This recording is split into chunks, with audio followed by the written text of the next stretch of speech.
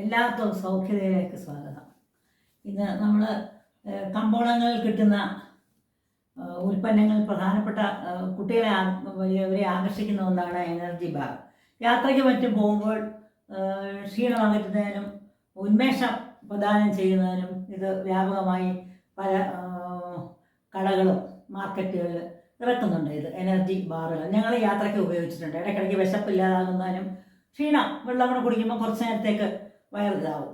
അപ്പോൾ ഇതിന് വ്യത്യസ്തമായി സാധാരണക്കാർക്ക് പോലും വീട്ടിൽ കിട്ടുന്ന സാധാരണ പയർവർഗ്ഗങ്ങളും മറ്റും കൊണ്ട് നമുക്ക് ഉന്മേഷം പ്രദാനം ചെയ്യുന്ന ആരോഗ്യ പ്രാധാന്യം ഉള്ള കുട്ടികൾക്കും പ്രായക്കാർക്കും ഒരുപോലെ കഴിക്കാൻ പറ്റുന്ന ഉണ്ടാക്കാൻ എളുപ്പമുള്ള ഒരു പ്രത്യേക ഒരു ബോളാണ് സൗഖ്യത തയ്യാറാക്കുന്നത്. നമുക്കതിൻ്റെ ചേരുവകൾ നോക്കാം.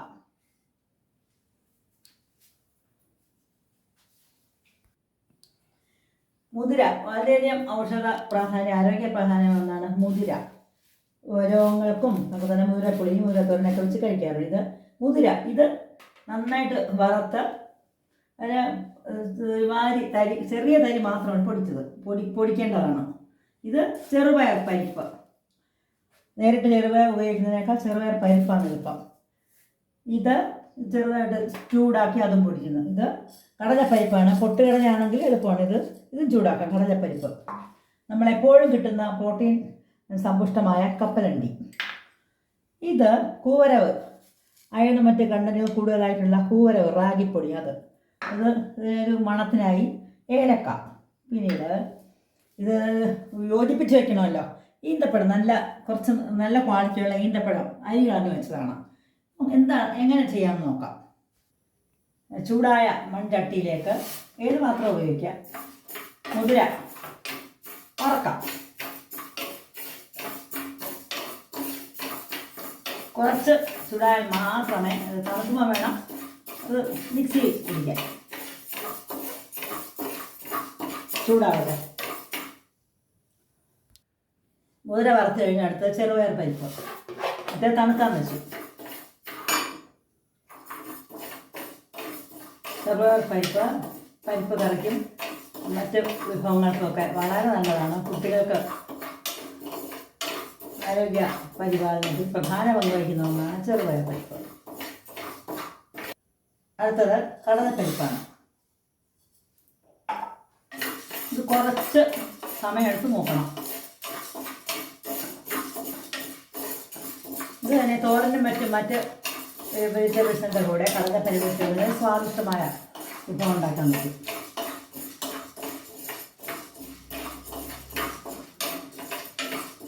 അത് ചൂടാവട്ടെ. അടുത്തത് നമ്മുടെ കപ്പലണ്ടി. ചെറുതായിട്ട് ചൂടാവണം. കപ്പലണ്ടി കണ്ടമാനം ചൂടാവണ്ട, കുറച്ച് മതി. പൊടിക്കാൻ സൗകര്യത്തിനനുസരിച്ച്. തീരെ തണുത്ത പൊടിയില്ല.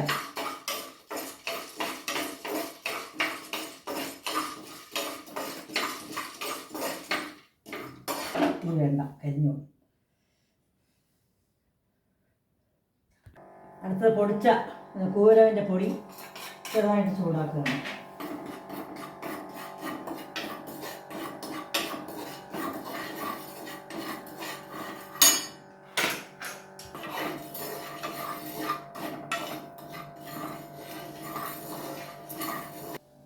നമ്മൾ ചൂടാക്കിയ സാധനങ്ങൾ വറുത്തതായിട്ട് മുതിര ചൂടാക്കി പൊടിച്ചത്, ഏറ്റവും തരിയായിട്ടില്ല.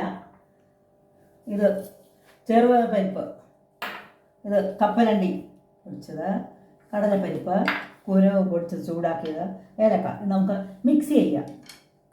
ഈ പൊടിച്ച സാധനങ്ങൾ മിക്സ് ചെയ്യാം. ഓരോ പൊടികളായിട്ട് മുതിരയുടെ പൊടി, ചെറുപയർ പരിപ്പിൻ്റെ പൊടി വറുത്തത്, കപ്പലണ്ടി, കടലപ്പരിപ്പ്,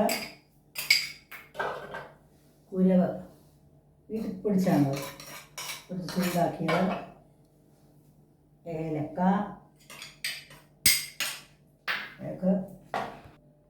നന്നായിട്ട് പൊടിച്ചാണ് ചേർത്തിരിക്കുന്നത്. ഈന്തപ്പഴം മിക്സ് ചെയ്യാം.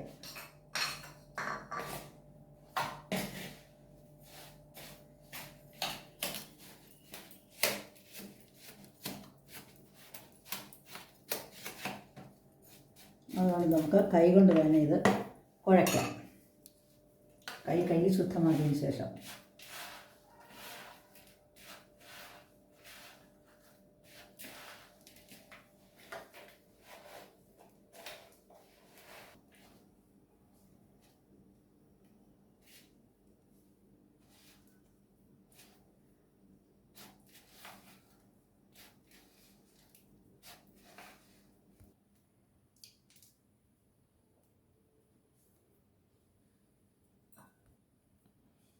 ഇത് വെള്ളം ചേർക്കാതെയാണിത് ഉരുട്ടിയിരിക്കുന്നത്. ബോളാക്കി വെള്ളം ചേർത്താൽ ചീത്തയാവും. ഇത് 2-3 ദിവസം വെളിയിരിക്കും. അത് കഴിഞ്ഞ് വേണമെന്നുണ്ടെങ്കിൽ ഫ്രിഡ്ജ് വയ്ക്കാം.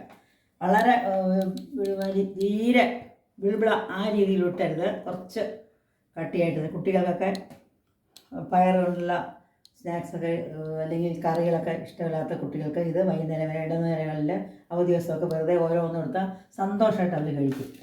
പ്രായമായവർക്ക് ഒരുപോലെ തന്നെ. നമ്മുടെ വാൾനട്ട്, പംകിൻ സീഡ്, ബദാം, നട്ട്സ് ഇവയെല്ലാം കൊണ്ട് നമുക്കിതുപോലെ ഉണ്ടാക്കാം. പക്ഷെ അതൊക്കെ വളരെ കോസ്റ്റ്ലി ആയതിനാൽ സാധാരണ ആർക്കും ഉണ്ടാക്കാൻ പറ്റിയ ഒന്നാണ് പയറുവർഗ്ഗങ്ങൾ കൊണ്ടുള്ളത്. അങ്ങനെ എല്ലാവർക്കും പ്രിയപ്പെട്ട എനർജി ബാർസ് റെഡിയായി.